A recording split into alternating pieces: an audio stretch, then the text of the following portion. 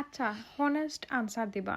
আমার মতো কিতা আপনার গরো এহজন হুজুর বা মেসা বাসননি যেই হুজুর হলর রেডি পরোটা, রেডি রুটি, বন, বার্গার, খিচুড়ি, সেমাই, নুডলস এগুলা কিছু খাইতে জানে হয় না।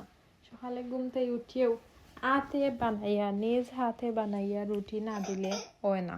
আমার ঘরে ওলা একজন হুজুর আছেন, হুজুরটে 2 ঘন্টা মারিয়া নিজের হাতে সফট পাতলা করি বানাইয়া আর রুটি দেওয়া লাগে। যত সময় পর্যন্ত না নিজের হাতে বানাইয়া রুটি দিছি, আমার হুজুরে আমার সাবে খানি খাইতা নাই, সকালের নাস্তা করতা নাই। আল্লাহর 12টা মাস বিয়ার 4টা বছর ধরিয়া এমন কোনো দিন নাই সূর্য হয়তো কোনো দিন উঠতে ভুলে গেছে হইলে আমার হাত দিয়ে রুটি বানানি ভুললই তো না, কারণ আমার সাবে আমার হাতর বানাইল রুটি ছাড়া খাইন না। আপনারা আবার ইকান মনে হরো কেনা যে সাবর আমার এদিকে খুব বেশি মায়া, ইতা কিচ্ছু নাই।